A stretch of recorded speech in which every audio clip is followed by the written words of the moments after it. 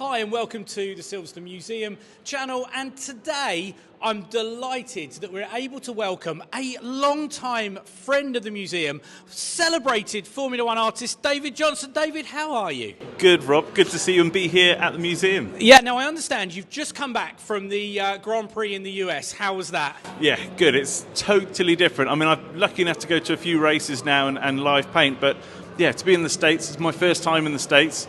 It was an eye-opener, and now I'm back in the cold at Silverstone, but I can't complain. I love it.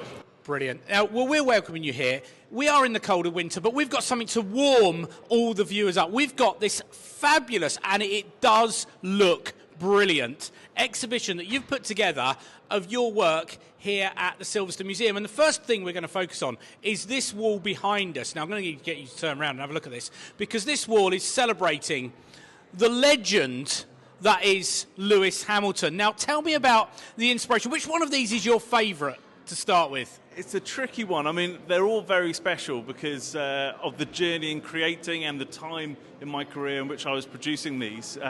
So, for example, the big one you can see at the back, covering the background of Lewis in his McLaren back in 2008.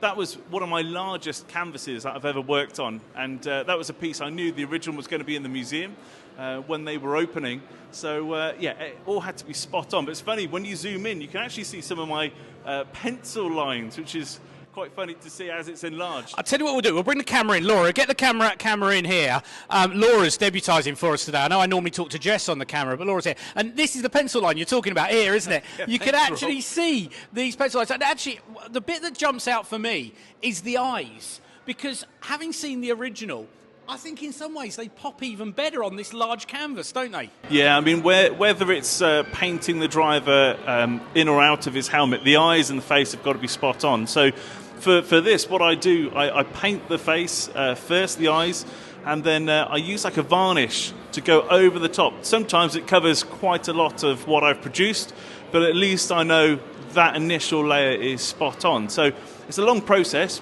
but for me, everything's got to be right. And I'm very proud, actually, of this one. Yeah. So you talk about length of time. We're going to look at some other pictures in a minute. But how long? We got this one of Lewis. Very, very famous victory here at Silverstone. How long does it take you to paint that? So this was close to 200 hours. It's funny with my career, I've actually got slower over the years. But is that age? Yeah, it might be. But for me, capturing those details is very important, because I started off producing fine artwork. So that is a big part of what I focus on, and that's why I'm obviously still looking at that today and getting slower, because every single detail has to be captured. Okay, Lewis obviously very popular. We're going to move this way, and we're going to move round to look at a bit more of a mixed wall over this side. We've got everyone I can see. We've got Fernando Alonso, we've got Max Verstappen, we've got Oscar Piastri, Charles Leclerc. This is a great modern celebration of Formula One. Which one of these is your favourite? Wow, I mean, again, it's the story behind the piece. So look at George. This was a commission just for George, and he produced prints of this for the Mercedes team.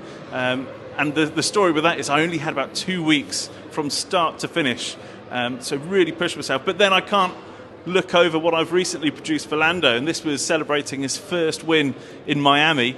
And Lando's is great. When I produce a painting for him, his words would be just freestyle it, do what you want. So for this, I felt the pressure of the first win, and I was trying to capture elements of every single piece I'd produced in the past for him within this one. But the standout on this wall, I think, really is the Lewis celebration from 2023. This was his podium after a difficult year away from the podium. This was his podium in Australia.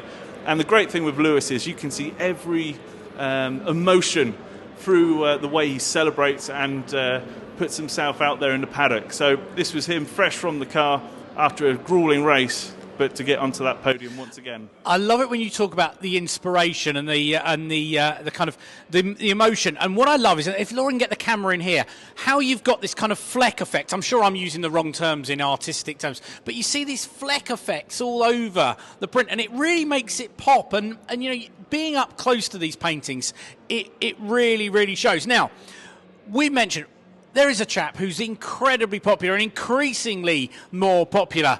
this guy here, Lando Norris. I think it's true. Isn't he wallpapering his flat with your artwork? Is that Pretty almost much. the case? Yeah, there's so 11 paintings he's had off me now.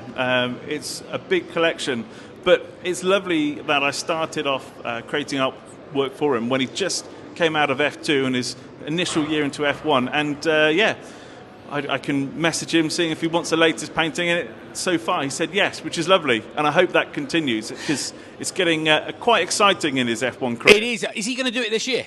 Well, we've done the Miami one. I did. No, say, I mean, is he going to win the World Championship this year? I know it's tough call now. Tough call. Yeah, I did say the next painting will be a championship piece. I'm holding out And for you next could, year. they've got a good shot with the Constructors' Championship. I know it's a three-way battle now, but they've got a good shot. I love this helmet and the story going that, we were there when he showed us the image before it had ever been out to the public, which was dead cool, wasn't it? Yeah, I was quite surprised actually when I was showing him my race helmet collection of the drivers I've worked with, and he then showed us on his phone his helmet for the next season. Our reaction, though, Rob, I don't know if you can remember, we were a little bit shocked. It was not what we were expecting, was it? No. It was a bizarre day, that one all round, wasn't it? Grown on us. I mean, I love it when you look at the helmet. It just pops now. You know that's Lando's helmet. Absolutely. It's almost got that Senna-esque yellow pop, hasn't it? And as I mentioned Ayrton Senna, we're going to move over to my personal favourite bit of this whole exhibition is this huge, bit like we've got the Lewis over the other side, but this huge Ayrton Senna picture, which I know has been very popular for you.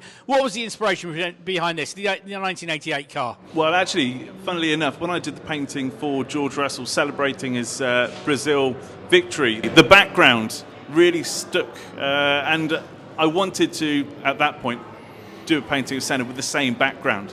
And it just fits perfectly. I'm so proud of this one. Senna's a driver, I've always held off painting him because it's got to be spot on. And I've got to make sure I'm in the right mood from start to finish. But everything about this just clicks. So I was at the Autosport show painting this. I do remember. Well. I do remember being there, yeah. So, I'm very proud of how it's come out. And again, when you zoom in, the detail, all with a palette knife. Yeah, I'm very proud of that. It is absolutely brilliant. And as we move over here, we've got kind of, I suppose, more of a historic look. So we've gone from Lewis, the Focus, modern Formula One, and now we've got, we've got Jackie Stewart there, we've got Mario Andretti, Sebastian Vettel, we've got all the greats here. But the one photo I'd like us to focus on, or the one painting I'd like us to focus on, is this one here. Damon, I believe you met him recently. Yeah, it's in my whole career, there's two drivers I always wanted to work with. One's Jensen, and the other one is Damon. And this year, it finally happened. I was able to work with Damon. He actually finished the painting at one of his karting events for the Halo project. So it was lovely to have that hands-on experience there and share my artwork with him. So finally, got to work with Damon And that Hill. is such a brilliant story. And the reason I'm focusing on this car is just behind us. What we've added to your exhibition is the car itself. So if we take a wander over here, this is the FW18, Damon Hill's 1996 championship-winning Formula One car. David, how does it feel to have this car in amongst your whole exhibition? Oh, it's a very proud moment. I started off following Formula One. My dad was watching Nigel Mansell, the Red 5, and for me, I wanted my own driver to follow, and that came in the form of Damon Hill. So to be here alongside the championship-winning car is very special. It's beautiful. It's still giving me the goosebumps from when I was watching Damon race on TV. Yeah, it's great to have it here as part of the exhibition. David, I cannot thank you enough for dropping in.